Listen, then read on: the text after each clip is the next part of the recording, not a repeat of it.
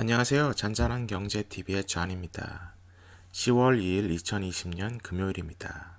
9월 넷째 주, 첫째 주, 원유 시장 동향에 대해서 알아보겠습니다. 구독과 좋아요, 알람 후원 부탁합니다. 앞으로 더 좋은 영상 올리겠습니다. 후원 정보입니다. 관심 있는 분들은 참여 부탁드립니다. 이번 영상의 키포인트입니다. WTI, 천연가스, 가솔린 가격 변동과 추세, 원유 가격 하락과 상승 요인, 원유 관련 주요 지표, 국제 분쟁, 날씨, 에너지 뉴스 결론입니다. 이번 슬라이드에서는 한 달 차트를 한번 다시 보겠습니다. 8월 말부터 9월 초까지, 첫째 주까지 하락을 합니다. 그러다 9월 둘째 주부터 상승을 하고, 그리고 41불, 40불대에서 계속 횡보를 하다 이번 주에 가격이 36불대까지 하락을 했습니다. 물론 다시 37불대로 돌아갔지만 이제 이 박스권에서 거래가 되는 그런 일보다 이 박스권에서 내려가는 상황이 지금 벌어지고 있습니다. 벌써 두 번째죠. 5월 말부터 시작해서 최근에 보면 두 번째입니다. 그리고 브렌트를 보겠습니다. 브렌트유도 강하게 하방을 하다 반등하고 다시 하락하는 상황입니다.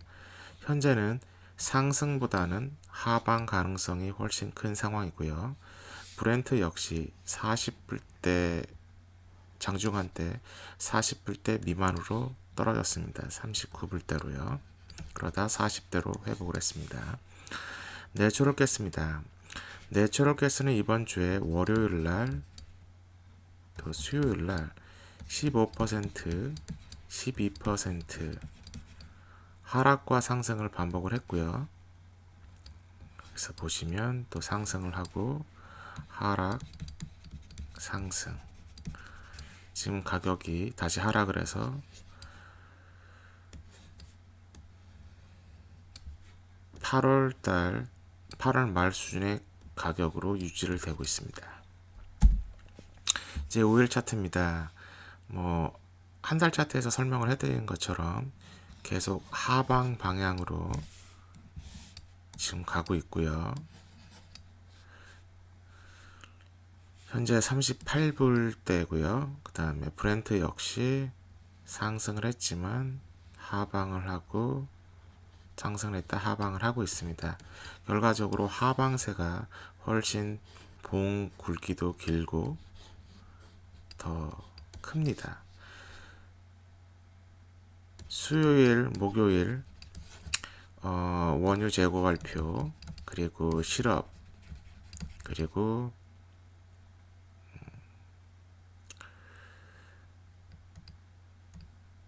경제 부양책 통과에 대한 기대. 하지만 코로나와 확산과 트럼프 양성 반응으로 인해서 트럼프 부부죠. 장이 약간 조정을 받는 상황입니다. 하락세죠, 하락세. 물론 월요일 날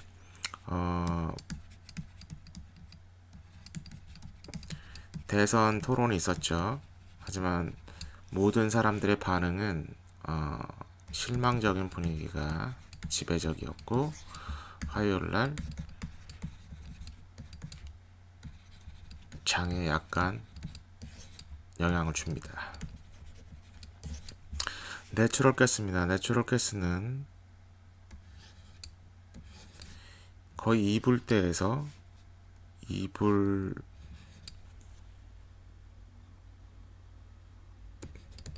여기는 7.8이네요. 이게 좀 도표가 좀 이상하네요. 큰 상승을 하고 또 다시 하락을 하고 다시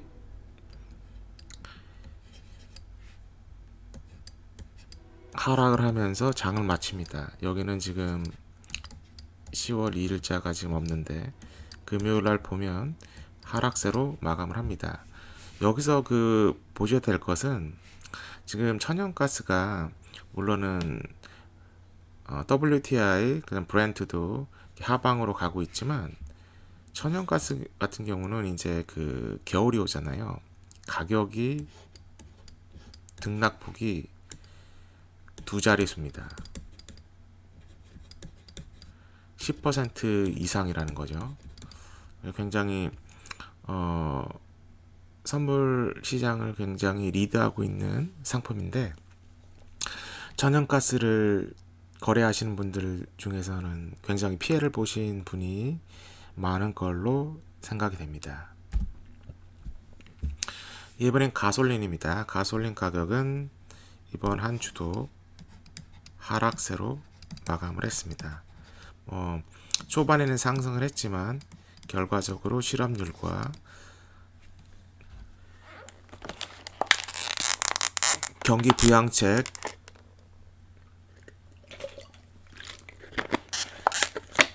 부양책에 대한 지연으로 인해서 하락을 했습니다. 죄송합니다. 제가 목이 너무 말라서. 위클리도 봐도 상승을 했다 하락으로 지금 떨어지는 상태고요. 1불 20센트, 1불 26센트로 구간이 적습니다. 좁습니다. 결과적으로 가솔린 가격, 홀세일 가격이 거의 브레이크 이븐까지 왔다고 보시면 될 것 같습니다. 난방유입니다. 난방유도 천연가스에 비해서는 아니더라도 상승을 하고 또 하방을 하고 상승을 합니다. 그리고 결과적으로 화수 목에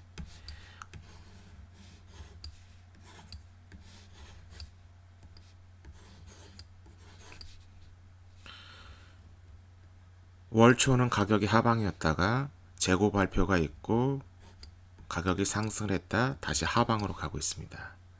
물론 천연가스보다는 못하지만 난방유도 겨울이 오면 수혜를 볼 종목 중에 하나입니다.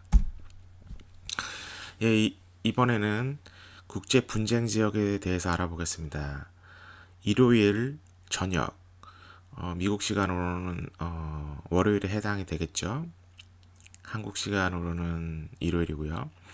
아르메니아와 아제르바이잔이 영토 분쟁으로 인해서 전쟁이 개시되었습니다. 전면전은 아니지만 현재 아르메니아, 아제르바이잔이라는 나라인데 아제르바이잔은 여기는 가스 피해입니다. 바다라고도 볼 수 있고 호수라도 볼 수 있는 거죠. 그리고 이 주요 국가들을 보면 터키, 이란,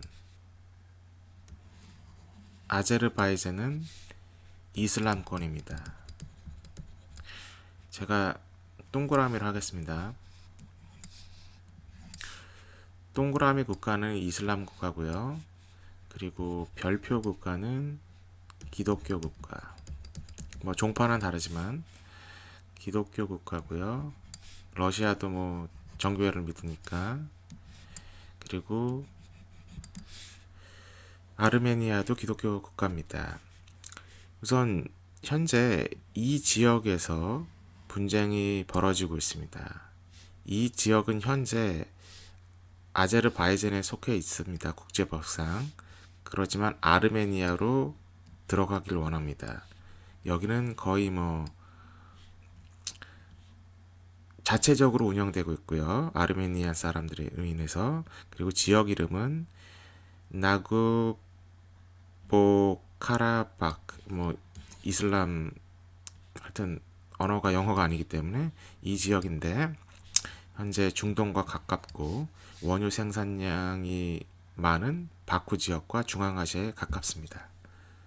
그러면 다음 슬라이드를 한번 가보겠습니다. 왜 지정학적으로 이게 문제가 돼서 원유 가격에 약간의 상승 기대를 주었느냐 하면요. 현재 아르제르바이잔 이 국가는 국토가 지금 떨어져 있습니다. 물론 이거를 합쳐서도 국토가 떨어져 있고, 아르메니아는 아제르바이잔이라는 나라에 이렇게 둘러싸여 있어요. 국경 지역으로. 종교적으로도 다르고, 물론 민족적으로도 다릅니다. 그리고 현재 이 지역을 통괄하고 있는 사람들은 아르메니아 사람들이죠. 민족 구성으로 봤을 땐. 그렇지만 아제르바이잔이라는 국가에 국제적으로 승인을 받고 있습니다. 그러니까 불법으로 이탈한 거죠. 그렇다고 해서 아르메니아로 통합이 된 것도 아니고, 이게 구소련이 붕괴 뒤에 벌어진 일입니다. 현재 94년에 내전이 종식되어 어느 쪽으로도 편입이 못한 상황에서 거의 16년, 17년 정도 이런 동안 이런 상황이 지속이 되고 있습니다. 그러다 이제 폭발이 된 거죠. 예, 그럼 분쟁 상황을 요약을 해드리겠습니다. 구소련 해체 이후 분쟁 지역이 되었고, 아르제바이잔 소유였다 자체적으로 독립한 상태입니다. 94년 내전 종식 후 국제적으로 인정을 못 받고 현재 내전 상황이죠. 러시아 같은 경우는 구소련이었죠. 중립적으로 입장을 유지합니다. 그리고 양측의 무기 공급을 다 하고 있고, 터키는 아르제바이잔으로 민족이 좀 같아요. 터키 계열이기 때문에. 그리고 프랑스는 아르메니아를 밀고 있습니다. 분쟁 지역은 문제가 되는 거는 여기 그러니까 표에서 보시다시피 여기가 송유관입니다. 여기가 바쿠랑 연결이 되는 거죠. 여기서 생산된 원유가 이 송유관을 따라서 조지아, 그 다음에 터키, 그리고 유럽으로 가고 있습니다. 그렇기 때문에 현재 바쿠 티브리스 최안 원유 송유관이 국경 분쟁 지역에서, 여기가 분쟁 지역이라고 보시면 여기 송유관이, 여기서 거리가 30에서 40밖에 차이가 나지 않습니다. 그렇기 때문에 현재 확전이 되거나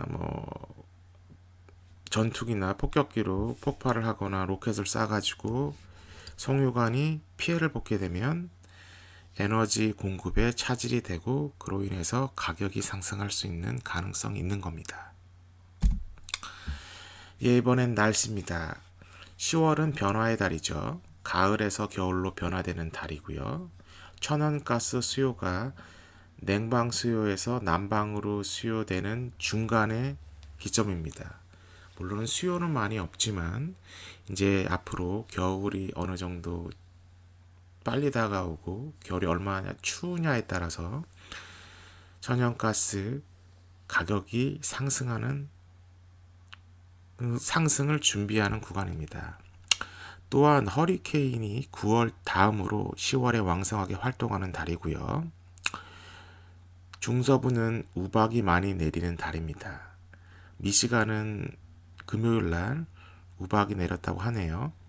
현재 라니뇨 사태로 캘리포니아와 오리건, 워싱턴 스테이트이 산불 피해를 보고 있습니다. 예, 허리케인 소식입니다. 멕시코만의 트로피컬 디프레션 25가 허리케인 감마로 이름이 바뀌었습니다. 다시 말해서 세력이 커졌다는 거죠. 현재 여기 보시면 이 상황으로 이동을 한다고 하는데, 여기 보시면 여기가 텍사스고, 여기가 멕시코죠.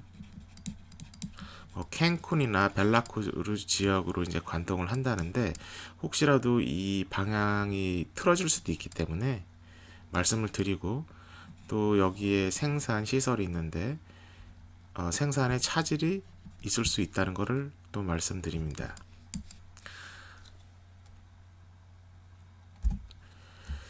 현재 이 감마도 이제 보통 이제 허리케인이 되었지만, 이제 허리케인이 되기 전까지의 이제 그 과정이 있습니다. 여기 TD Depression, Tropical Storm, 허리케인인데, 이것을 구분하는 기준은 바람의 속도가 시속 얼마냐에 따른 거죠.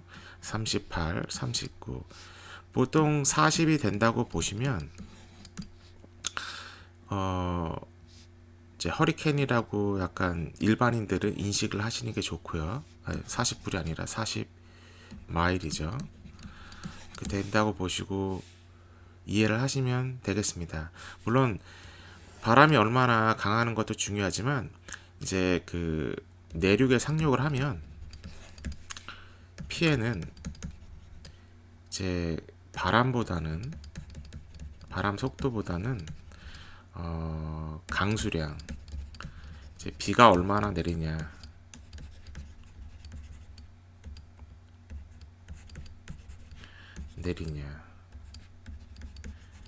야가 관건이죠.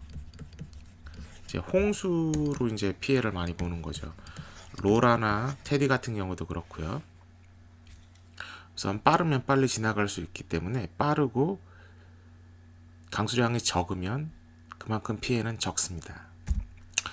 이번에는 원유 재고량입니다. 이제 원유 크루드 오일을 보면 미국 기준으로 보면 이제 200만 배럴이 감소합니다. 예상치는 160만 불 상승이었고요. 재고는 2주 연속 5억 배럴 미만입니다. 그 다음에 가솔린도 증가를 했습니다만 예상치보다는 적은 수치로 이제 좋은 거고요. 예상치지만 가솔린은 계속 늘고 있다. 디스테일 같은 경우는 이제 뭐 디젤, 항공유죠. 320만 배럴이 하락합니다. 예상치인 91만 7천 배럴보다는 훨씬 더 3배 이상 감소했습니다. 천연가스입니다. 천연가스는 예상은 780억 큐빅피트인데 780억 큐빅피트인데 그거보다 적은 660억 큐빅피트로 발표가 되었고요. 하지만 재고는 아직도 3조 6,800억 큐빅피트가 남아 있습니다. 활동 중인 얘기입니다. 미국, 캐나다는 상승을 했습니다. 하지만 9월 기준이긴 하지만 국제시장에서는 45개가 감소를 했습니다. 미국과 캐나다가 지난 1, 2개월 동안 상승하는 추세로 갔다고 보면 이제 국제시장에서는 이제 하락하는 이제 추세로 간 거죠. 아무래도 생산성이 떨어지는 지역에서는 시추 개발을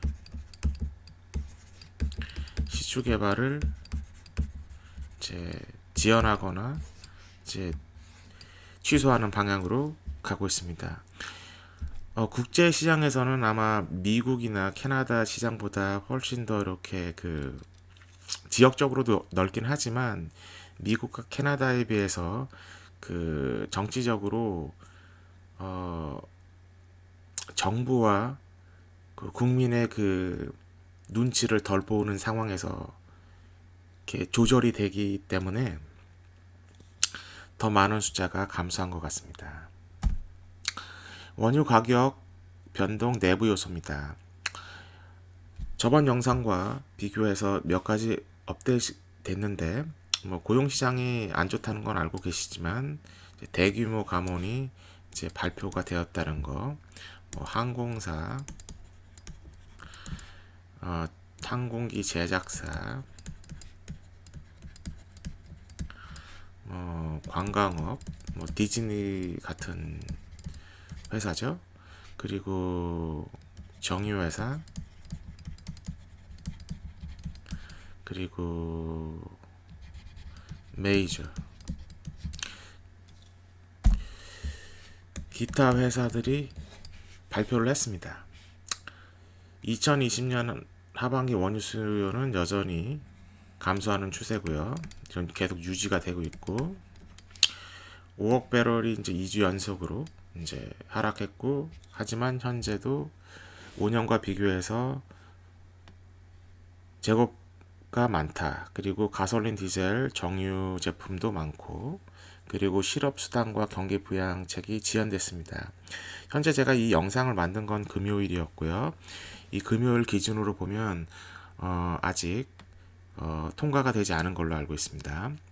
또 세계적으로 의익수가 대폭 감소했고요. 45개가 감소했습니다. 8월 기준이지만 아무래도 낮은 가격, 원유의 낮은 가격으로 비용 절감한 차원에서 기존에 있는 유정을 계속 생산에 활용하고 있는 것 같습니다.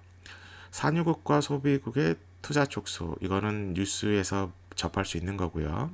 이제 생존을 위한 다각화를 하는 거고, 공급 과잉과 수요에 대한 현실적인 대책이 없습니다. 현재 지금 이게 제일 중요한 건데 다들 알고 계시지만 강조를 해야죠.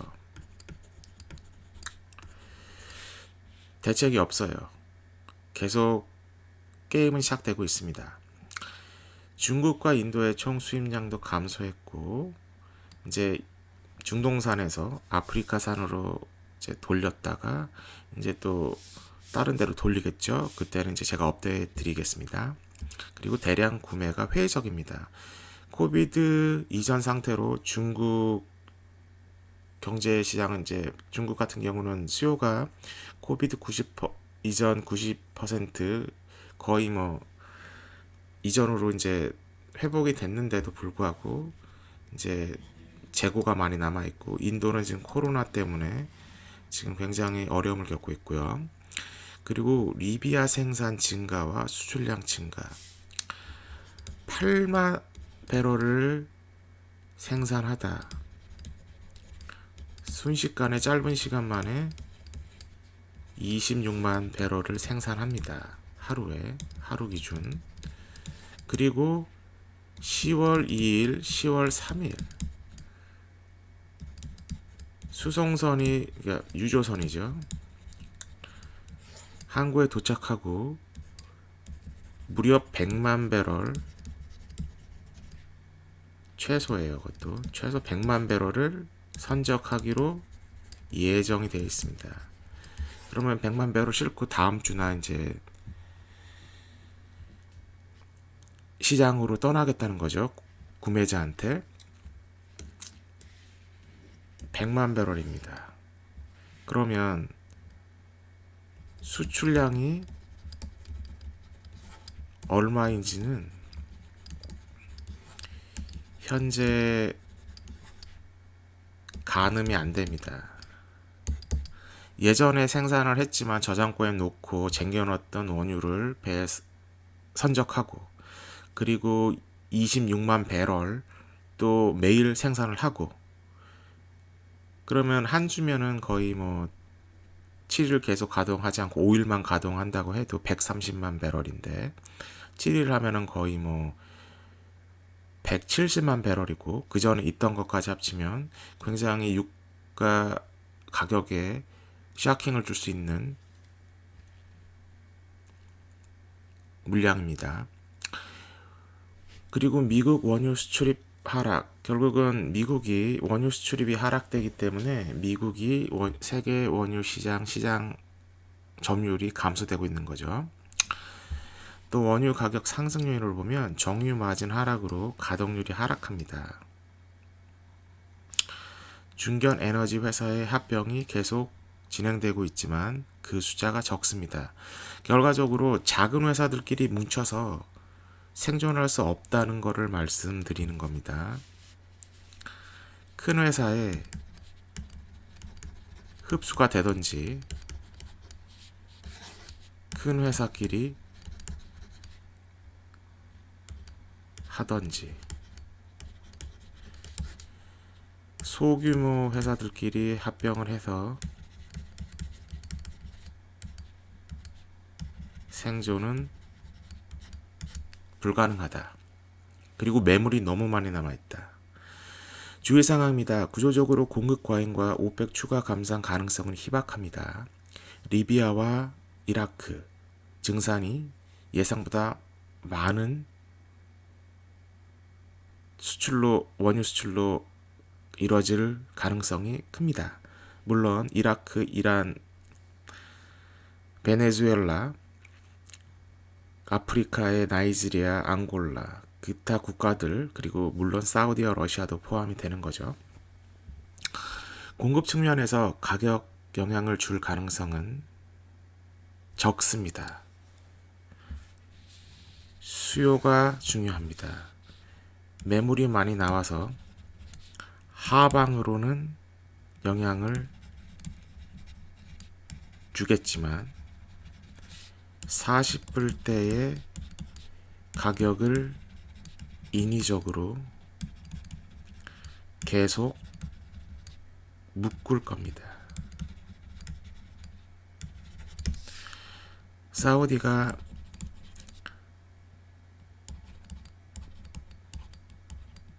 투기꾼들에 대한 경고를 했죠. 경고. 수요가 중요합니다. 예, 불확실성. 코로나 확진자 수, 죄송합니다.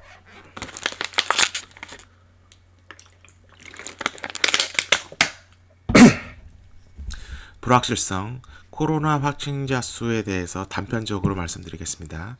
아마존은 직원 중 2만 명이 감원이 됐다고 했고요. 추가 경기 부양 통과는 아직 유연합니다. 히로액트 약 2조 2천억 달러입니다. 규모는. 그리고 날씨는 중서부는 눈, 중남부는 허리케인, 서부는 산불, 국지적 분쟁, 중동과 코카서스, 그리고 또 그 외의 지역인데 전 아프리카를 지금 지목하고 있고요. 트럼프 부부의 양성 반응, 그리고 격리 근무.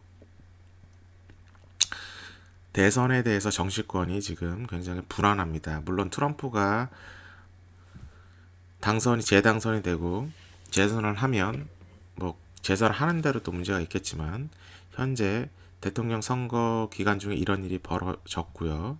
그리고 낙선을 하더라도 내년 1월 달까지는 계속 트럼프가 운영을 합니다. 국정을. 그렇기 때문에 대통령이 지금 부부가 코로나 바이러스 양성 반응이 있어서 지금 격리 근무를 하고 있는 상황입니다. 예, 오펙 플러스와 주요 에너지 소식입니다. 오펙은 역시 관망 모드로 있고요. 뚜렷하게 해결책을 제시하지 못하고 있습니다. 리비아가 수출을 재개했고요. 이제 배만 떠나면 되는 상황이 앞으로 지금 벌어지고 있습니다. 미국이 중국에다 원유를 수출하는 그런 상황이 온 거죠. 시간만 기다렸다 이제 배만 보내는 되는 상황이 벌어졌고요.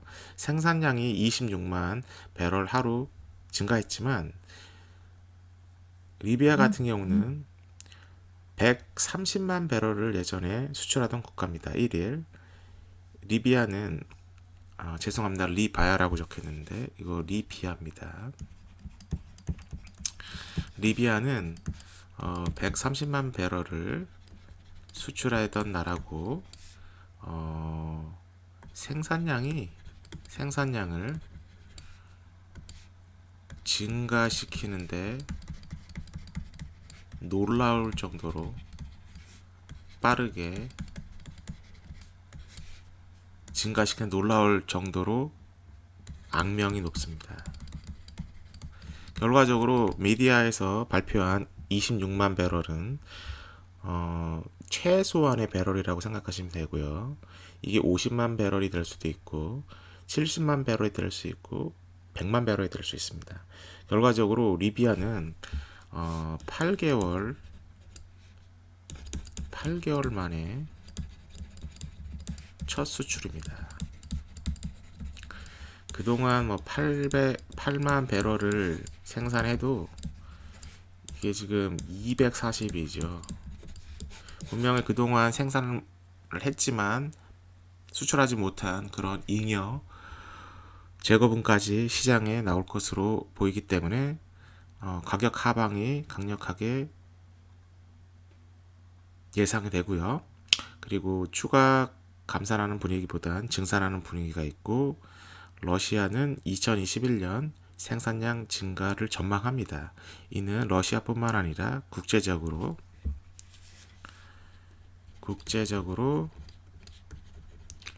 생산 증가. 과연 40불이 유지가 될 수 있을까? 장중한 때 37불까지 내려갔죠. 이거는 WTI 기준이고, 브렌트 같은 경우는 39불대까지 내려갔습니다. 이제 메이저 소식입니다. 메이저 중에 엑산모빌 뉴기아나의 투자를 증가, 또 이제 계약을 다시 이제 새로운 광고에 갱신을 했고요. 그다음에 3분기 연속 적자 예상. 이게 배당금 문제로 지금 이걸 할 수 있냐 없냐, 그리고 이제 부캐에 매매건이 걸려 있는데 아직 업데이트 되지 않습니다. 자산 매각을 해서 이제 현금을 창출하겠다는 거죠. 그리고 쉐브란 같은 경우는 노블 에너지, 지중해 이제 큰 그 천연가스를 이제 개발했던 회사인데, 이제 그 회사를 이제 인수하는 과정에서 노블 에너지 주주 회의에서 매각이 승인됩니다. 그러니까 결과적으로 이제 청신호죠. 쉐브론은 잘하고 있습니다. 유럽 회사들 BP나 로얄 더치쉘, 토르 같은 경우는 계속 암울한 전망을 계속 발표하고 신생 에너지에 대해서 투자를 한다고 하지만 이건 어디까지나 준비 중이고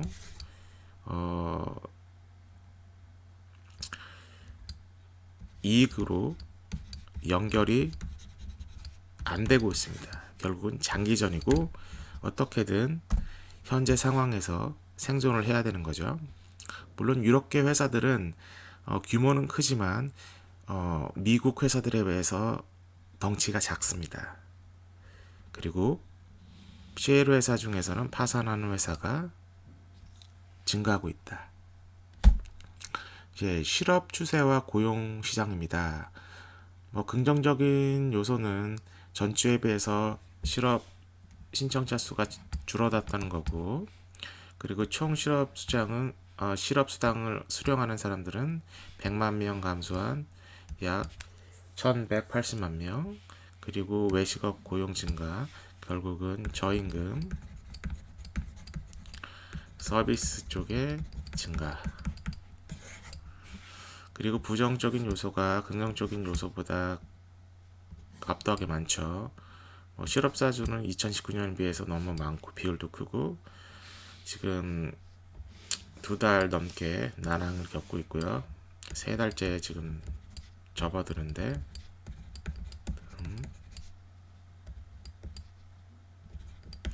그 다음에 인구조사 인원 고용 이후 뚜렷한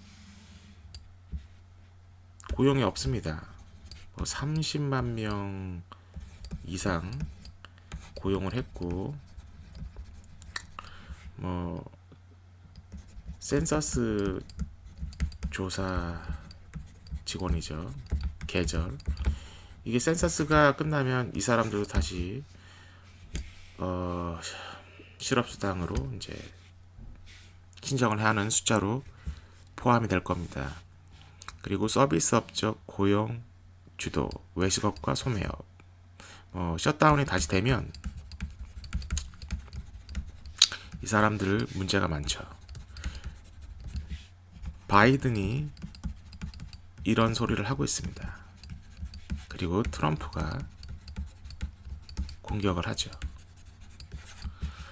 제 생각에는 바이든이 트럼프를 공격하기 위해서 그냥 하는 얘기고, 왜 하는 이유는 코로나 바이러스 확진자가 증가하는 것을 트럼프한테 확진자 수 증가 책임을 트럼프한테 이제 씌우기 위해서 그냥 정치적인 공격용으로 쓴 것 같고요. 제 생각은 셧다운은 되지 않을 것 같습니다. 제조업의 고용 부진, 보잉도 이제 대량 해고를 발표를 했고, 더더욱 그리고 현실화되는 추가 대량 해고, 민간 항공업계, 항공제조, 금융업.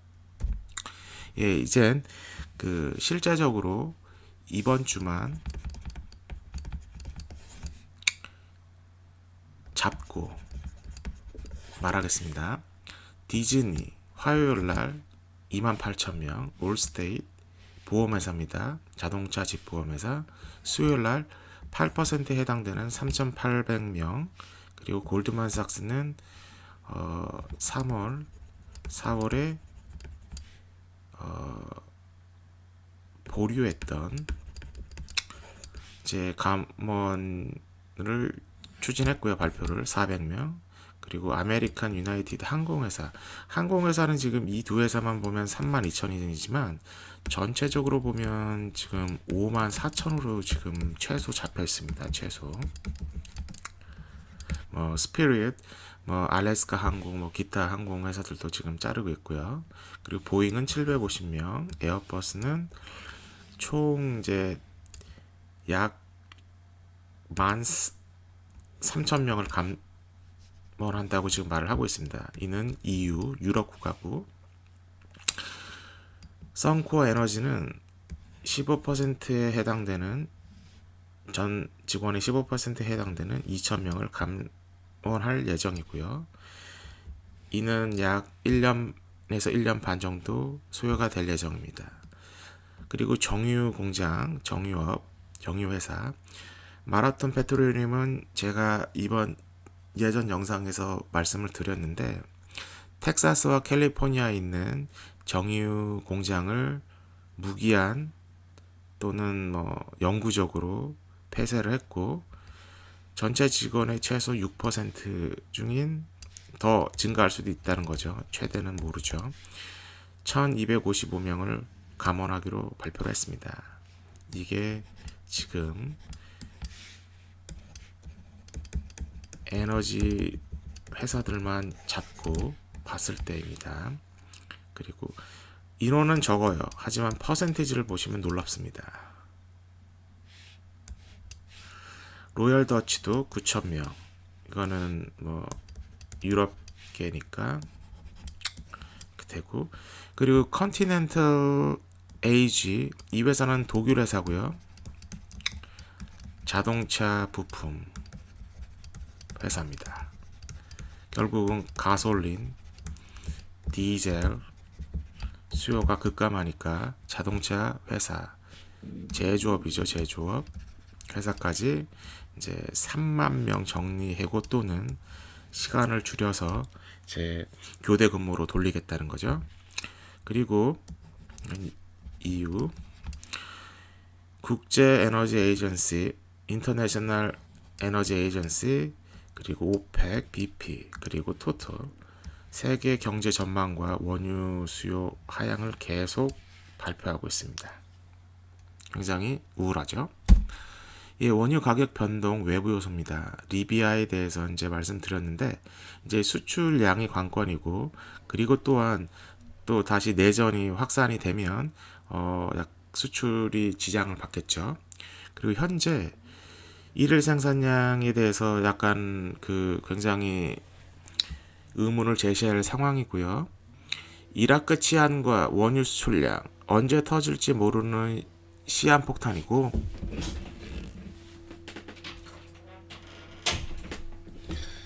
그리고 이란과 베네수엘라가 수출을 계속 증가하고 있습니다. 베네수엘라 같은 경우는 이란의 도움을 받아서 이제 가솔린과 디젤을 생산하고 있고요. 그리고 국제적으로는 유전지대와 코카서스와 시리아, 그리고 그 밖에 그 해상 지역, 사우디와 이란, 홍해와 걸프만 지역의 그 정치 요소, 정치적 불안감으로 인해서 지장을 받을 수 있고, 타이완도 있습니다. 인도도 있고요. 그리고 코로나 확산 증가, 이거는 굉장히 증가할 수밖에 없는 상황이고, 그리고 백신은 현재까지 회의적입니다.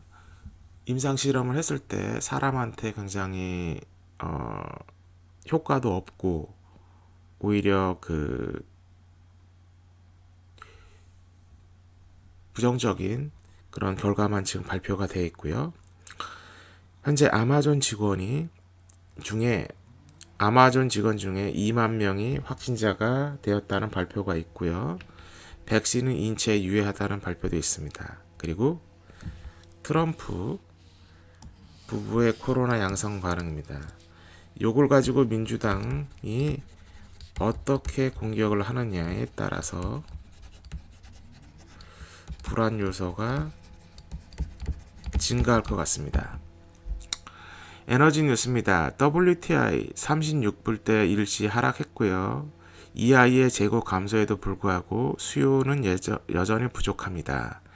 또한 미국 시추 상황을 보면 미국이 5개, 캐나다가 5개, 4개 증가한 상황에서 국제시장에서는 45개가 감소했습니다. 물론 8월 기준이고요. 미국, 캐나다는 9월 기준입니다. 원유 생산국은 시장 점유율을 지키기 위해서 계속 증산을 할 거로 예상되고 있습니다. 표면적으로 감산 유지와 암묵적 증산, 그리고 미국의 원유 수출량이 감소했다는 걸 보아도 중국과 인도에서 수입을 자제하고 있다는 걸 볼 수 있습니다. 가격이 더 떨어지면 대량 구매할 수 있는 상황도 있습니다. 주요 메이저의 동향은 엑산모빌 같은 경우는 자산 매각을 진행 중이고, 또한 수익률이 높은 뉴 기아나 계약을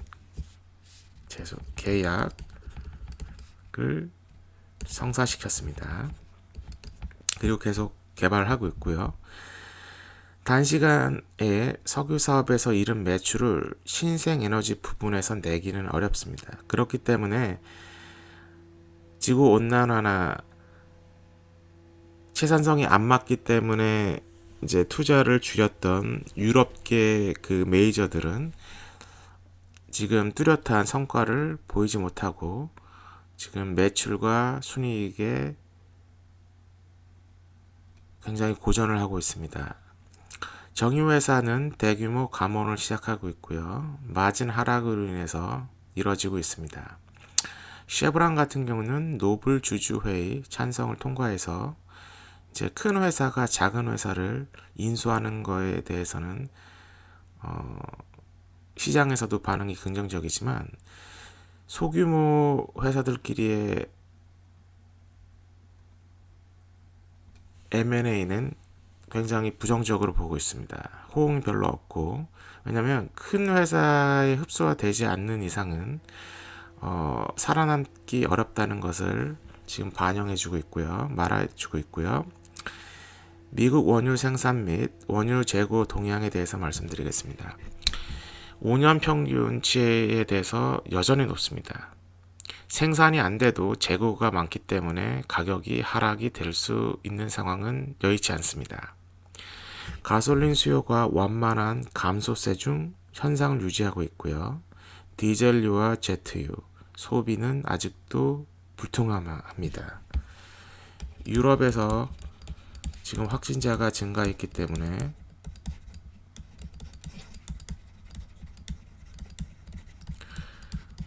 프랑스 같은 경우, 스페인 같은 경우 다시 셧다운 할 수 있는 상황이 있을 수도 있다고 하죠. 그렇기 때문에 해외여행이 될 수 있는 상황이 아니고, 그렇기 때문에 제트유, 항공업, 항공 여객 관련 부문에서 계속 해고가 일어난 상황이고, 어렵게 공급량을 조절해서 45불대로 만들었는데 현재 지금 이탈해서 37불, 40불입니다. 40불은 WTI고 요거는 브렌트죠. 현재 37불 그리고 40불대 거래가 되고 있습니다. 미국 원유 소비량은 계속 감소가 되고 있고 회복이 지연되어 있지만 천연가스가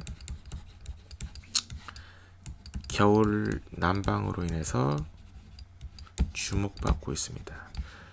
그리고 거의 모든 원자재가 이번 주는 하락을 하는 분위기입니다. 예, 결론입니다. 호재보다는 악재가 월등히 많은 상태고요. 실물 경제에서 나타나고 있습니다. 경기 부양책으로 어느 정도 상황을 호전시켜 보려는 노력이 있지만 정치적인 싸움으로 인해서 경기 부양책은 통과가 되지 못하고 있습니다. WTI 선물 가격은 40선에 부합할 거라고 생각을 합니다. 그건 변함이 없고요. 오펙과 오펙 플러스 그리고 미국이 암묵적으로 40불대를 유지하길 원합니다. 하락은 분위기여서 37불, 40불대로 떨어졌지만 보합세와 반짝 상승이 가능합니다. 심리적인 저항세는 40불은 유지하기가 힘들죠. 제 생각은 35불 지지선이 될 수도 있습니다. 리비아 그 밖에 증산 허리케인으로 인해서 유가가 단기 상승하지만 결과적으로 일부 정유 공장 경영난으로 가동이 중단됐기 때문에 정유 제품의 생산이 줄었기 때문에 그리고 허리케인으로 인해서 투기 자본이 장난을 하는 걸로 볼 수 있습니다. 오펙 산유국 시장 점유율 유지는 당연히 유지될 거고요. 그리고 가격은 가능한 40불에 가까운 가격으로 유지가 될 상황이 큽니다. 표면상 감산 유지나 실제로는 증산이죠. 시추시설 소폭 상승, 캐나다와 미국은 상승을 했고 그리고 국제적으로는 45개가 감소했기 때문에 캐나다, 미국을 제외한 다른 지역에서는 보다 보수적으로 생각을 하고 있는 것 같습니다. 원유 공급 과잉과 원유 수요 감소, 신흥공업국의 수요 감소, 정유 제품이죠. 보통 부족한 부분은 수입을 했지만 내수 물량으로 소화하고 수입도 감소되고 수출도 부진한 상태입니다. 오펙 증산 증가는 오펙 증산 위험은 여전히 상존하고 원유 회사의 생산율은 증가하고 정유 회사의 가동률은 감소하는 상황이고요. 이는 마진이 맞지 않기 때문입니다. 저임금 서비스 위주 고용 증가가 됐기 때문에 이는 일시적으로 실업률을 낮추는 상황이 될 수는 있어도 장기적으로 보면 건실한 고용시장의 회복이라고 볼 수 없습니다. 그리고 현재 약 10만 명 정도의 대규모 감원이 발표되었고요. 중산층 타겟입니다. 거의 10만 명이죠. 이상. 항공회사만 봐도 5만 4천, 디즈니만 봐도 이 두 회사만 잡아도 지금 7만 2천 명입니다. 2만 8천은 금융, 에너지, 기타 10만 명 이상의 실업 감원 발표가 일어났고요. 그리고 대선의 불확실성, 대통령의 코로나 바이러스 양성 반응, 대통령 선거 토론 수준이야. 바이든도 재정 적자 재정, QE 외에는 다른 답이 없다고 토론에서 말을 했습니다. 그로 인해서 불확실성이 계속 지속이 되고 있죠. 이번 영상이 도움이 되셨고 유익하셨다면 좋아요, 구독, 알람 꼭 부탁드립니다. 제가 채널을 유지하는 데 굉장히 도움이 되고요. 이제 다음부터는 약간 그 영상 내용을 좀 줄이고 약간 짧게 나눠서 영상을 올리도록 하겠습니다. 그러면 주말 잘 보내시고요. 그러면 구독과 좋아요, 알람 꼭 부탁드립니다. 감사합니다.